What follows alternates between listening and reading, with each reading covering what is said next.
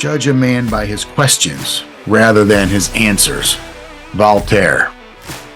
Hey, welcome to episode 12 of the Contextual Intelligence Podcast. I'm your host and author, Dr. Matt Kutz, author of Contextual Intelligence, How Thinking in 3D Can Help Resolve Complexity, Uncertainty, and Ambiguity.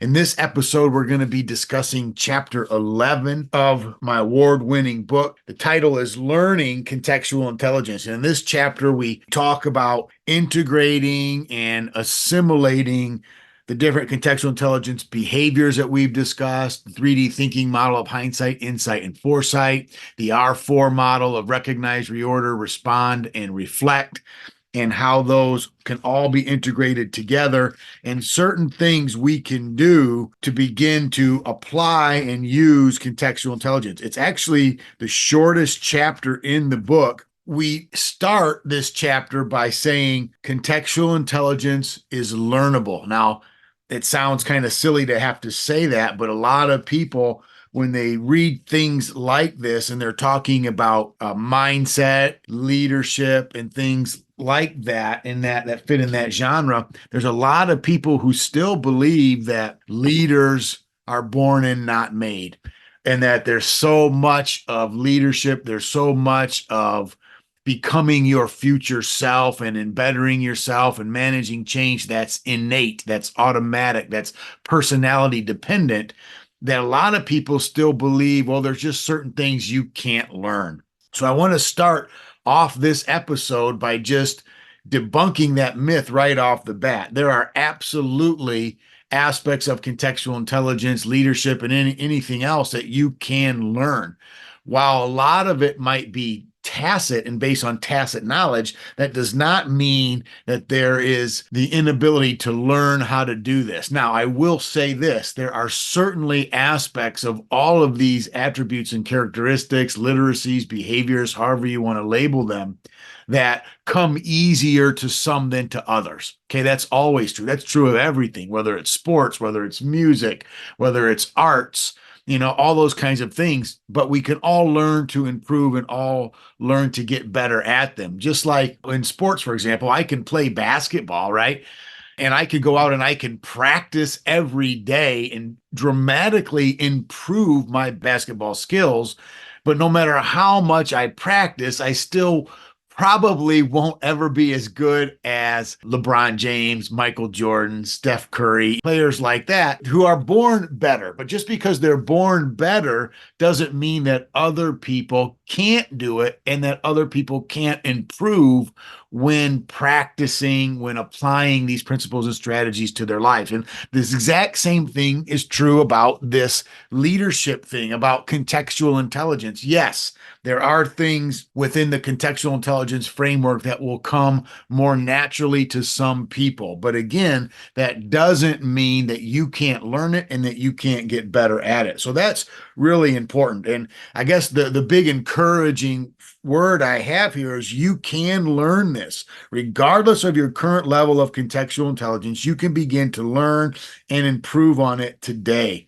Some people have a predisposition to start with implementing the 12 behaviors, others with the 3D thinking, still others by the meta skills that we've talked about. The meta skills have to do with embracing complexity, leveraging synchronicity, and understanding your tacit inputs, and all those kinds of things. So there's a lot of things within this model that we've been talking about in the previous 11 episodes that now can start to be integrated together. And somebody might ask, all right, well, where do I start? How do I start learning this thing? Because there are so many aspects and elements to this contextual intelligence model. Do I start with the 12 behaviors? Do I start with the Christmas ghosts of the 3D thinking thing? Do I start with the R4 process?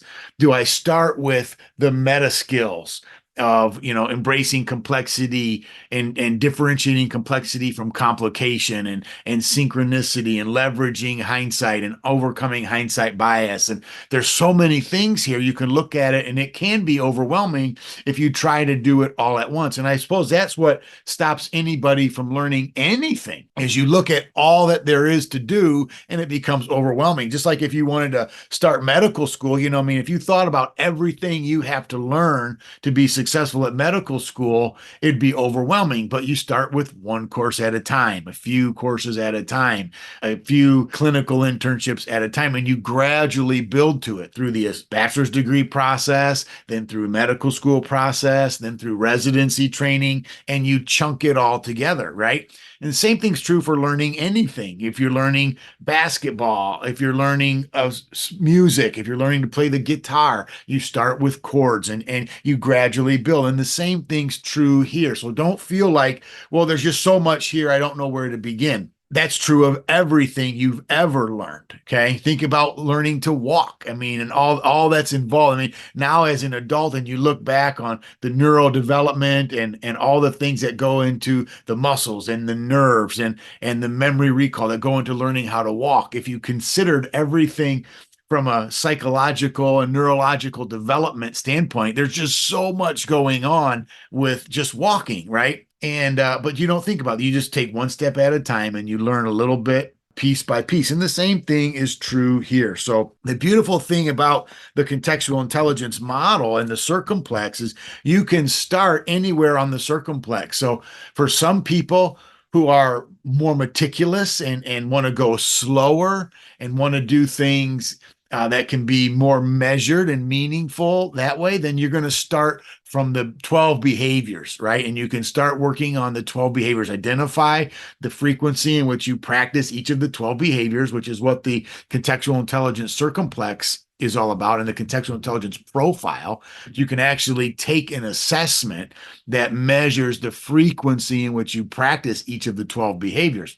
So you take that profile, and I will put details in the show notes on how to get access to that profile. You can take that profile and you can begin to think, okay, of the 12, these 3 or these 4, I practice significantly less frequently than the other ones. So that's a great place to start. I'm going to work on these 4 behaviors, practicing them more frequently. And then I'm also going to look at the other remaining 8 behaviors and pay attention to when and how I practice them. That will then move you along the line towards being able to think and, well, which ones of these are hindsight behaviors? Which ones of these 4 behaviors that I don't practice frequently, are they foresight? Are they insight? Or are they hindsight? Or are they 1 or 2 from each category? So that will help you there. So you can start with that. Or if you're more of an abstract thinker and more of an prefer the abstract application, then you step back and say, okay, I'm going to start with just getting a handle on the difference between complexity and complication. And I'm going to start kind of out here in that space. You could start with some of the models I presented. For example, you could start with, and I'm just going to do the Christmas ghost analogy that we talked about in previous episodes. And I'm just going to try to be my own Christmas ghost for a while and look at hindsight, insight, and foresight, the past, the present, and the future, and how to leverage those thinking techniques. Or I'm going to start with the R4 process, and I'm going to just be very intentional on recognizing, reordering, responding, and reflecting in each context and situation I find myself in. You can start anywhere. And like I said, the beautiful thing about that is regardless of your personality and your preference in taking on something new, you can approach developing contextual intelligence from, again, the big picture, abstract thinker vision mindset. Or you can start with a very set rules of here's behaviors, and I just want to measure these behaviors and move forward one by one.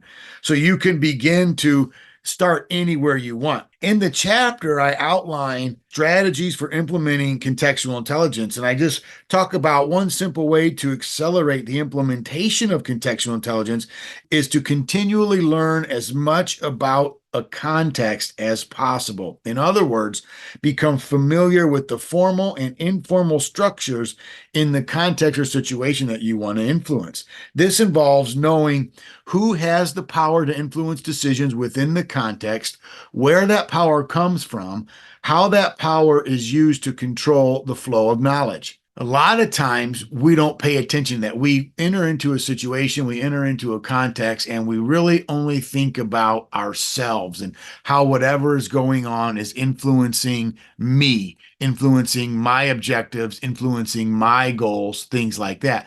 We want to not necessarily get caught up in that so much. We want to make sure we understand that I am not the central player in this context. And that's part of going back to, if you remember, we talked in previous episodes about hindsight bias. Most of the time, we are distracted and blinded by hindsight bias because we enter every situation thinking of ourselves as the central character in that story or in that memory that we're creating and living. And one of the things you can do to become more contextually intelligent almost immediately is to recognize you're not the central player. You're not the central actor. You're not the key thing that everything in the context and situation revolves around. Well, once we get that settled in our minds and believe it in our hearts, so to speak, then we can step back and look at, okay, who are the other players in this context and what are their roles? How influential are they? Where does their influence come from? Who gives them that influence? Is it an unwritten thing within the culture that this person's been here the longest? They have the most seniority. They might not have the rank or the title, but they have a lot of institutional knowledge or departmental knowledge just because of their longevity. Or is it conferred upon them because they have been bestowed the power by the organization formally as if they're the chief executive officer, they're the director or whatever. Where does the power come from? How do they wield the power? What type of power do they wield? Is it legitimate power, referent power, personal power, informational power, coercive power? What is it? What type of power do they wield? And then understanding that, the next thing you want to ask is, how does the flow of knowledge work? Does the power that they wield, does the influence that they wield come from them or come through them? Things like that. So how is the flow? Do they disseminate it only to subordinates and followers, or do they disseminate it to peers and supervisors as well? How does that flow of knowledge, flow of information really work? That's one of the most poignant things, the most impactful things that you can do right away to help you learn to master your context.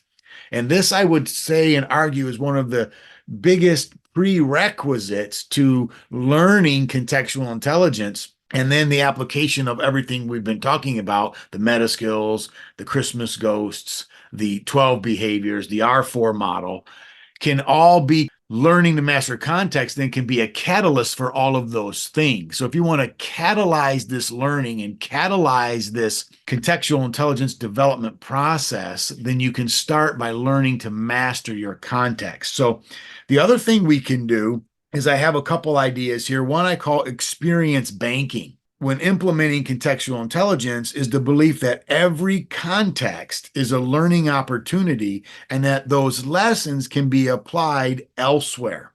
For example, the experience gained in one context can be stored in an experience bank that can be called upon later. You see, there's no experience, no matter how seemingly insignificant or irrelevant, that is wasted.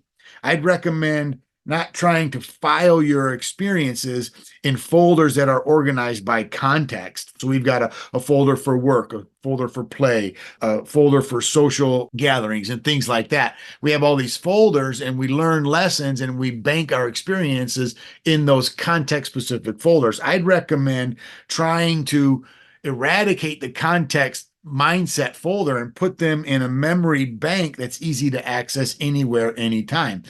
I guess what I'm saying, or the important thing to walk away from with this point about the experience bank, is make sure that when you're evaluating opportunities, evaluating ideas, trying to diagnose the context that you're in, that you call upon and pull from lessons outside of the current context that you're in. In other words, there's things you have learned in life that can apply and be valuable at work that you didn't learn in previous jobs or previous roles that are work related.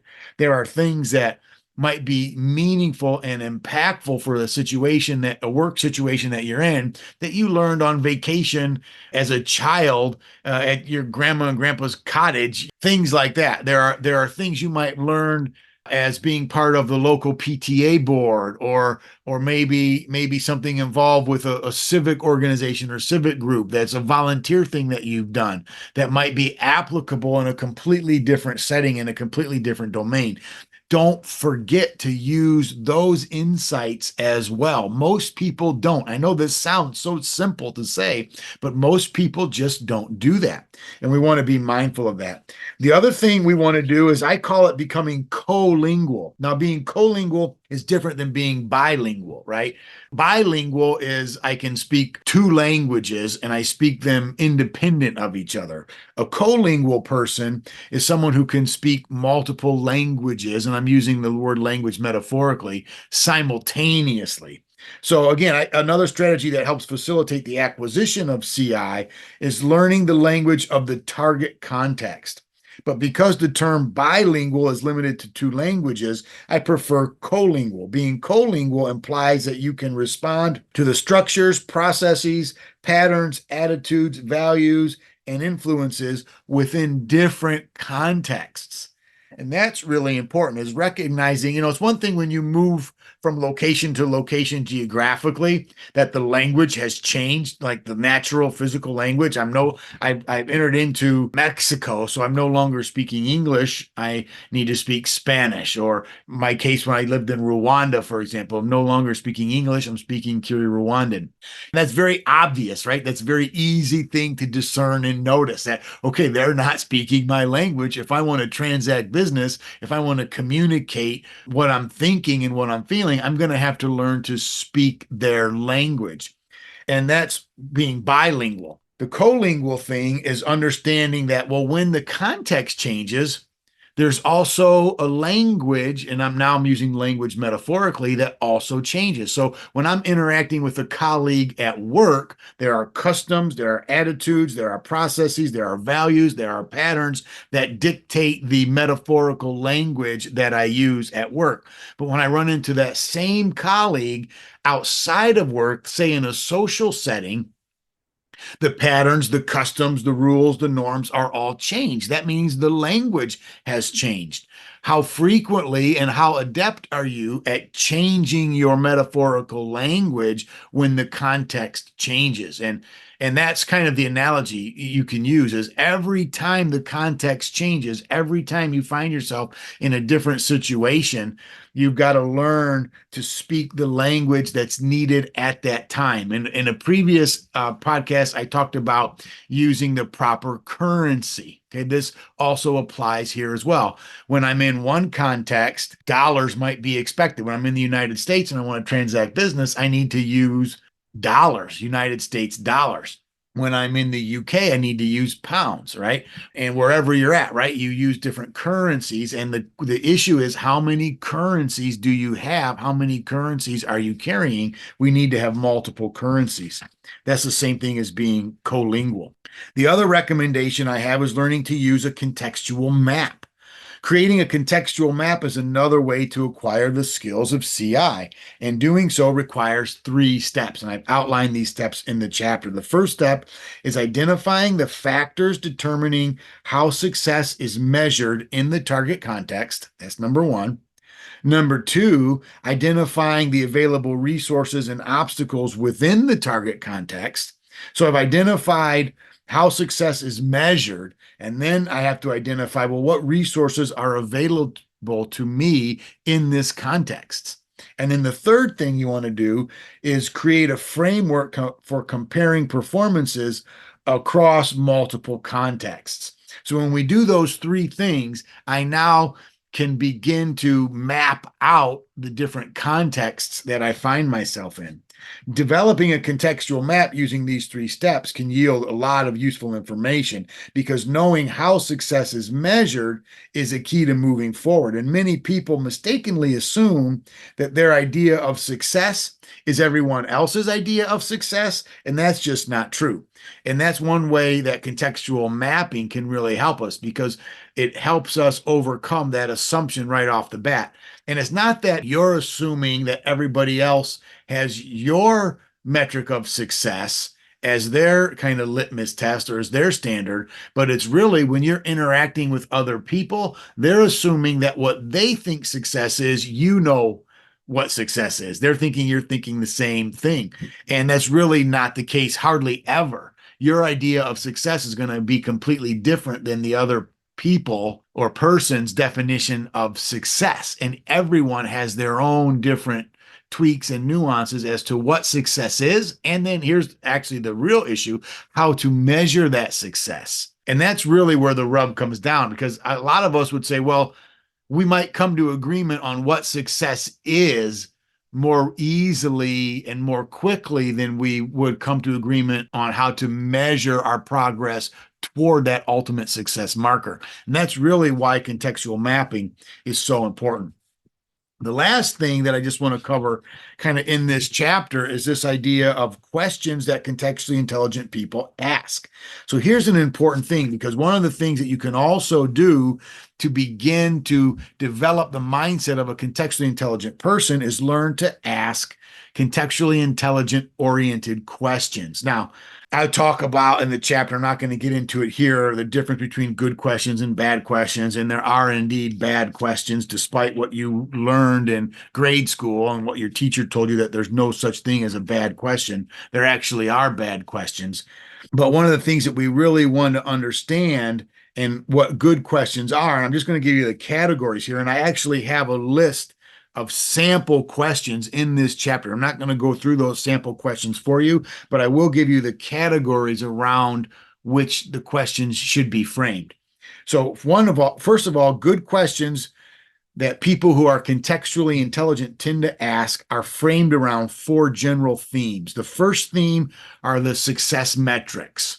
So there tend to be questions about what constitutes success and how is that measured. Okay, people who have contextual intelligence tend to ask questions around that theme. The second theme that they ask are questions around, well, what resources are available to accomplish and work towards these metrics of success? The third category are, how do we identify obstacles? How are obstacles identified and who identifies them? And then the fourth category, I call it synchronous benchmarking. So synchronous benchmarking has to do with what experiences are valued. What can I bring? What can I do that will increase my stock in your mind? So it's about experiences and how we value and how we measure experiences. So those are important things. Those 4 categories can help you. If you think in those 4 categories and frame questions that match and fit into each of those 4 categories, you're going to be able to understand the context you're in much more quickly, and you're going to be able to navigate that environment much more quickly than someone else who doesn't understand the questions that go into those 4 categories. So I'd really encourage you to get this chapter. It's a great chapter, a practical chapter. I'd love to get this book in your hands. So if you're at all interested in this, please reach out to me. My contact information, how to get the book is in the show notes. Again, the book is titled Contextual Intelligence, How Thinking in 3D Can Help Resolve Complexity, Uncertainty, and Ambiguity. This was episode 12, where we talk specifically about things you can do to learn to be contextually intelligent. So I hope that helped you. I'm looking forward to hearing from you. In the meantime, have a great day.